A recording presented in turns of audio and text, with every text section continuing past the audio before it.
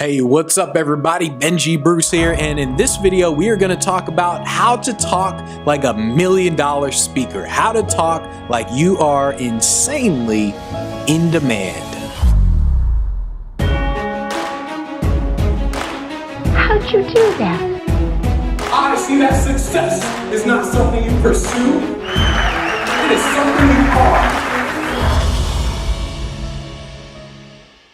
So this is one of the things that I've talked about several times, where you need to speak to other people as if you are in demand, whether you're in demand or not. And so the reason is because when you talk to people and you're trying to get on a stage, you want to get hired, and you speak like a scrub, they're going to treat you like a scrub. And so you're not going to get high paying gigs. It's going to take you longer to get there. So you're just making it a million times harder. So if there's one big mistake that I see a lot of speakers make when it comes to just marketing themselves, is they speak like a scrub. And so we got to talk about your language. We got to talk about how you need to speak like you are an in-demand guy. And so here are just a couple things that you should not say. These are things that make you look and sound like a scrub. So saying things like, would you please consider me? Would you please consider me for your event? Saying things like, my normal fee is... and then you obviously kind of go lower than that as well. Another thing is, thank you for your response. So like when you get an email back and you're replying to them, you're like, thank you for your response. Don't say things like that. People who say things like that, their value is way down here, and you are doing it indirectly. You may be saying, oh, but I'm being authentic. Yeah, your authenticity is basically making sure you're not getting any business. And so you got to make sure that you can't speak like a scrub, otherwise people will treat you like a scrub. So what you do is, you gotta think, okay, how would an in-demand speaker speak? How would they talk when they're sending an email, when they're talking on the phone? How would this in-demand speaker speak? You don't want to speak like a scared little duckling. If you're a scared little duckling, you're not going to get anyone to follow you. You're not going to get your fellow ducks to follow you if you speak like a scared little duckling, okay? And so I want to tell you that when you think about it, the people who are way up here, people whose value is like way up there, they are very direct, and that's with anything. The reason why someone who has high value is very direct is because of time. They don't have time to waste time. So they're very direct. They're like, if I can say this in 5 words, I'm gonna say it in 5 words instead of saying it in 20. And so they're very direct. And so you have to start being more direct than what you think is normal. So when you say things like, would you please consider me?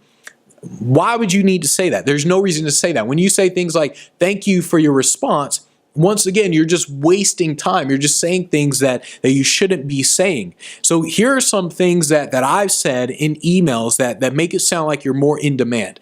So things like someone sends you an email, right? They want to hire you. You say things like, hey, we have an inquiry for the exact same date, but we haven't confirmed it yet. Can you tell me a little bit more about your event?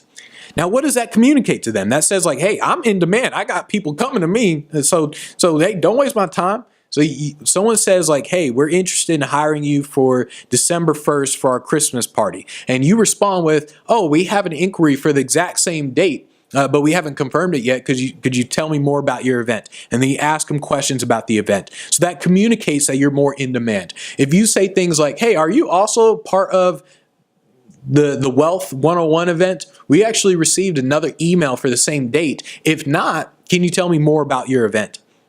That's like another version of the first one, like A versus B type thing. So I'll say that again. It says, so imagine they send you an email saying, hey, we've got an event December 1st. We'd love to hire you. And you say, hey, are you also part of the Wealth 101 event, the club event?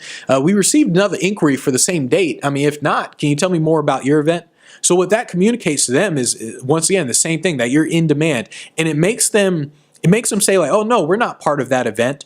So what they're saying, what they're indirectly saying is that, yes, I understand you're getting booked up. Yes, I understand that this other event is interested in hiring you, so we better hurry up. And so that's what they're indirectly agreeing to when they say, no, I'm not part of that event. Here, let me give you some information about our event. So I hope I'm saying that right. I hope I'm communicating right.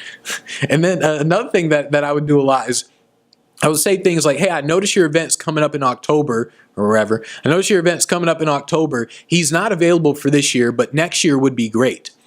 And the reason why I would say things like that is because, like, let's say it is August, September. Let's say it's September and I'm contacting an event, right? Or let's say it's August. It's a couple months beforehand. And I contact them and I say like, hey, I'd love to speak at your event. Well, I know that they probably have all these other people booked up already. Their event's probably already full because, I mean, it's literally coming up. And so what I say is I kind of take the words out of their mouth, because what they would normally say is, oh, you know what? We're already booked up for October. We're good on our speakers. So I kind of take the words out of their mouth for them. I say, like, hey, you know what? Benji is actually booked up for this October event. Hey, he's already booked up for this October event, but we'd love to talk to you about your next year's event. And so I'm kind of, I thought it was funny the first time I used this, because it's kind of like I'm already agreeing that they would have hired me for October when they don't even know who the heck I am. This is literally the first email that I send them. And they're like, what? Who's this dude? Talking about he's already booked up for the October event. We don't even know who this guy is. I'm talking about we're already going to hire him. And so that's kind of the mindset with this one, to where you're like, hey, I'm already booked up for the October event, but we can talk about next year's event. And so little things like that actually matter. What you want to do is you just want to get straight to the point. Whenever you're speaking, you just want to get straight to the point in terms of, here's how you sound like you're in demand, because people who are in demand get straight to the point. And then you don't want to oversell. I've seen this a lot. A lot of people, a lot of speakers tend to oversell. So once someone agrees to something, they say, yeah, we'd love to hire you. Then they oversell. They start saying, oh, and by the way, here's a link to more reviews. And by the way, here's a link to another video, some great content. And by the way, here's another review. And so they try to oversell themselves. But think about it. An in-demand presenter wouldn't need to oversell. Someone would say, all right, we're interested. He says, here's the contract, send the check.